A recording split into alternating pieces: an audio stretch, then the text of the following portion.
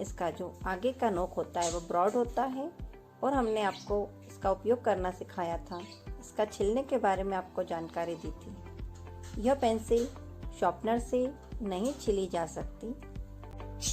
बच्चों, भी हमने आपको पेंसिल की नोक को फ्लैट कैसे छीला जाता है वह सिखाया है।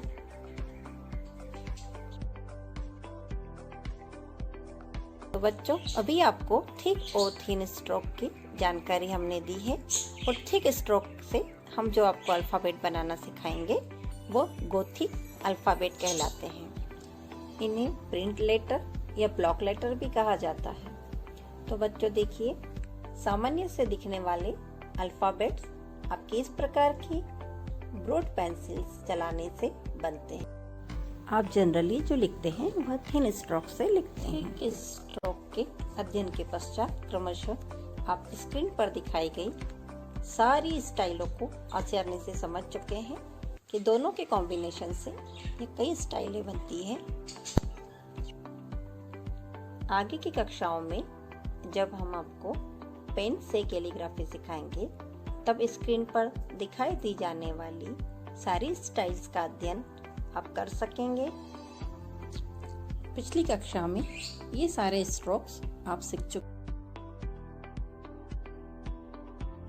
तो फिर अपनी कॉपी और पेंसिल लेकर हमारे साथ आगे का अभ्यास प्रारंभ करिए। कथा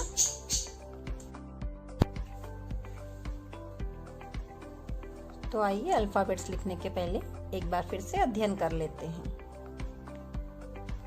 आज मैं आपको अपर केस यानी कैपिटल अल्फ़ाबेट्स बनाना सिखाने वाली हूँ।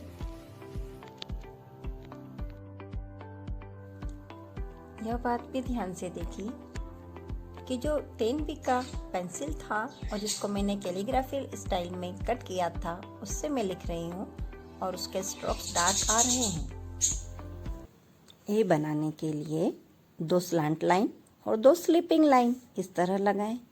उसके बाद एक standing line and 2 small curve के साथ सेमी सर्कल बनाएं।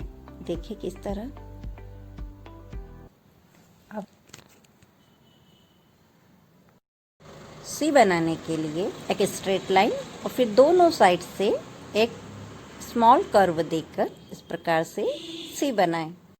बच्चों, ये अल्फ़ाबेट बनाए गए हैं आपकी 10B की पेंसिल। अब देखिए कारपेंटर पेंसिल से किस प्रकार से डी बनाएंगे। स्ट्रेट लाइन और कर्व, डीप कर्व, इस प्रकार से हमारा डी बना। स्टैंडिंग लाइन और 3 स्लिपिंग लाइन इस प्रकार से। एफ straight line and 2 slipping line. अब पुनः एक बार हम इसको डार्क कर रहे हैं क्योंकि जो यह पेंसिल है इससे काफ़ी लाइट स्ट्रोक आते हैं। 10B की पेंसिल को इस प्रकार से जब हमने कैलीग्राफी में कट कर लिया है तो यह डार्क शेड दे रहा है। आप चाहें तो कैलीग्राफी पेंसिल से लिखें, चाहे जो 10B का पेंसिल है उसको आप कैलीग्राफी कट लगा लें, परंतु यह सॉफ्ट होती है। अच्छी प्रैक्टिस के बाद इसका उपयोग कर पाना आसान होता है। देखो इस तरह प्रेशर देने पर टूट जाती है। जी बनाने के लिए डीप कर्व, स्लिपिंग लाइन और एक स्टैंडिंग लाइन। एच के लिए 2 स्टैंडिंग और एक स्लिपिंग लाइन। आई के लिए 2 स्लिपिंग और एक स्टैंडिंग लाइन। इजी है। देखिए जे बनाने के लिए एक स्लिपिंग लाइन, स्टैंडिंग लाइन के डीप कर्व। उसके बाद के बनाने के लिए स्टैंडिंग लाइन और 2 स्लैंटिंग लाइन। एल के लिए स्टैंडिंग और स्लिपिंग लाइन। एम बनाने के लिए 2 स्टैंडिंग और 2 स्लिपिंग लाइन। एन के लिए 2 स्टैंडिंग लाइन के साथ एक स्लैंट लाइन।